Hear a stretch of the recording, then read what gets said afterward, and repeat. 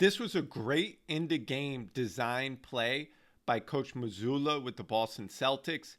It was a twirl into a double curl play for Jaylen Brown and Jason Tatum. So let's break down this set play right here. So Boston is down 3 with 8.5 seconds left. It's a baseline out of bounds. Drew Holiday's taking the ball out right here. Now Al Horford and Derek White are going to lift up to the elbows. Now Tatum, who's in the strong side corner right here, Jaylen Brown is in the opposite weak side corner right here, are going to curl around. Now when they start to curl around right here, Derek White is going to set a pin-in screen right here. Al Horford is going to set a pin-in screen right there. So it's the same action on both sides. Tatum's going to curl out here. Jaylen Brown's going to curl out to that left corner. Now, this is an excellent pass right here from Drew Holiday. He throws it directly to that left corner to Jaylen Brown. So he has the ability to catch the ball, a little pump fake. He gets it to his right shooting pocket. Then he can go right up and hits a three to tie the game to send it to overtime. This was a great after timeout set to start the game for the Celtics in game 3. So it started with their Horns V series, which they use a lot, and it goes into a throw and go action. So let's break down this set and why it led to open corner 3. So this ATO is going to start in a Horns V formation. So the Celtics love to run actions out of their Horns V, which is where Drew Holiday and Tatum right here will come up to each slot. And then Derek White has the option to go off either side. And there's so many actions they can run out of this setup right here. But for this after timeout set, it's a decoy right here with this Drew Holiday step up screen. And they want to raise Tatum up right here because you can see his defender right here is connected to him. So they're going to throw the ball right here to Jaylen Brown, who's going to catch it at the break right here. And now he can attack baseline quickly. The low defender right here is pulled in. Jaylen Brown can get all the way baseline right here, draw to a great corner drift pass to Al Horford, who's wide open in that right corner. Miami runs the most zone in the NBA, and they've ran zone throughout this series. And in game 3, Boston had success against their zone. And similarly, they did in game 1 too with the amount of corner threes they were able to make. Now, this was an after timeout set in the second quarter against the zone. So you can see Miami's zone right here with the even front. Now you have Kevin Love right here at the bottom guarding Horford. Then you can see the two wings right here. So it's a 2-3 zone, but it's a very successful zone. They've used it for years, and it's very hard to break down and to score against. So to start this offensive set right here, Drew Holiday is going to cut through right here. Horford's going to cut up. Now Tatum's cutting up from the left corner right here to receive the ball. Now it's very important this cross right here from Horford and Peyton Pritchard. So Pritchard's going to cut through right here to the left corner, which forces Jaquez right here to take Pritchard. Now Horford is going to cross now to set a step-up screen on Tatum's defender, which is very important to understand. He sets it on Tatum's defender right here. Hayward Highsmith right here is the other defender in the zone. So now creating this pocket of space right here from the step-up screen, Tatum can turn the corner into a 3 with Highsmith coming late on that closeout, especially with Jaquez having to take Pritchard right there. This was a great after timeout set from Boston in their second round series against the Cavs, which they won. It was a 4 shuffle punch, which is getting the ball to Jason Tatum so he can isolate from the mid post. Now let's break down this set. So it's going to start with a pistol action right here. So a dribble handoff at the wing. Now watch Drew Holiday right here. He's going to come from that right corner. They're in their 5-out spacing right here with Jaylen Brown as the trail right here. Now Tatum is the 4 in this alignment, so he receives that DHO, that pistol action. He's going to hit Jaylen Brown at the top of the key. Now he's going to swing it to the second side right here to Al Horford. Now watch Drew Holiday right here set this shuffle screen. The shuffle screen is to get the ball to Jason Tatum at the mid post. So he's going to catch it right here. Now he's playing out of the mid post. Watch this quick spin. So watch his right foot right there. It starts to jab a little bit in that closed stance. He opens up, nothing. Now he's going to quickly spin off that left foot. So watch this again. This right foot is going to wheel all the way around off that left foot. So it's a quick spin off and he can finish baseline. This video breakdown is going to detail how Boston can get the ball into Tatum's hands out of different actions. So this first one's going to be a 41 ball screen. So let's break down this set. So it's going to start with a pistol action right here. Dribble handoff. Now Tatum right here, the 4-man in this alignment for Boston, is at the top of the key, so the trail, and they're 5 out spacing. Now it's going to be a chase action right here. So Derek White, after this DHO, is going to hit Tatum.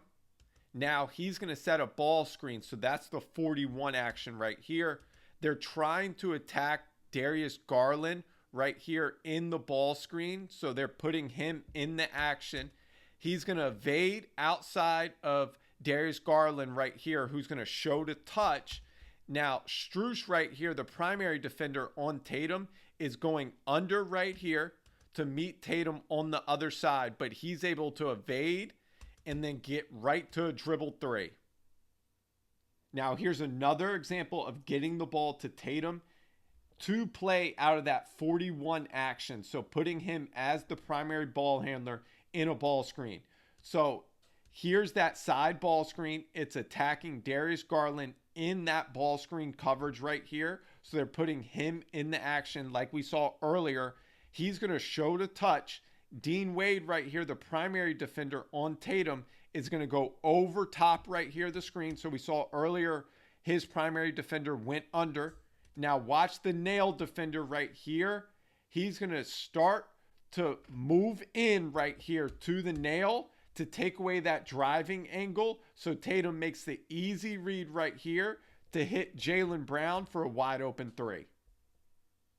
Here are 2 different examples of the Boston Celtics running a ram action. So a ram action is the down screen into a ball screen, or a ghost action like we see in this after timeout set. Now the ram action is getting the screener's defender at a disadvantage on the run up. So right here is going to be the down screen. Now watch what the Cavs do. They're going to switch Darius Garland out of the action right here and put Donovan Mitchell in the action. Now you want to create a disadvantage for the screener's defender right here, but Mitchell does a great job of staying connected. Now they're going to ghost right here, this ball screen. They're going to ghost out, and then it's going to flow into a strong side DHO, getting Jaylen Brown downhill to his right hand to a finish. Now here's another example of that same ram action.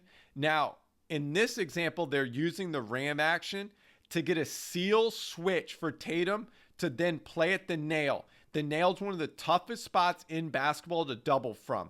So that's why they're targeting the nail right here. So we have the down screen right here. Then Tatum's going to set the screen now.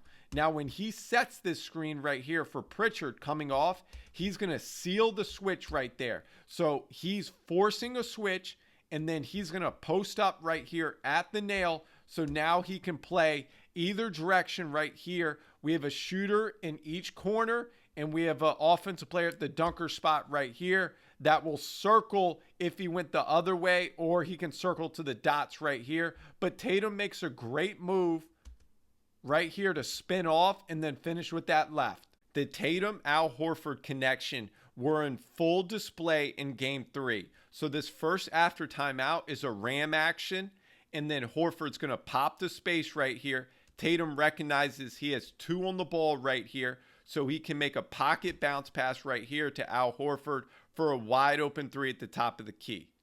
Now here's another after timeout set right here. It's a stack out action. So you see Boston run a form of their stack out a lot. So Horford would be at the top of the stack. Tatum is below. He's going to cut out, receive the ball.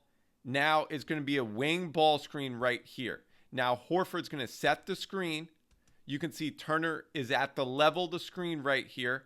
Now Tatum's going to have 2 on the ball. Horford's going to pop the space. He makes a great behind the back pass right there to lead Horford into this wide open 3 at the left wing. This was a great after timeout set by the Celtics in game 4. It was an elbow entry with a rip screen, and then Tatum sealed the switch and he got a back cut off that seal. So let's break down this set right here. So it started off with a sideline out of bounds, a stagger away. Now they're going to enter the ball right here to Tillman at the elbow extended. Now Tatum right here is going to set a rip screen or a back screen for Derek White. He's going to flare out right here. So they want Derek White to flare out because they want to clear the paint right here for Tatum, because he's going to seal Kyrie right here. So they're going to force that switch. So when he sets this back screen, he wants to force a switch by holding that screen. Then he's going to seal Kyrie right there. And you can see the low defender right here is playing both because he can't fully commit because Drew Holiday is opposite, and you can throw that opposite corner pass right there.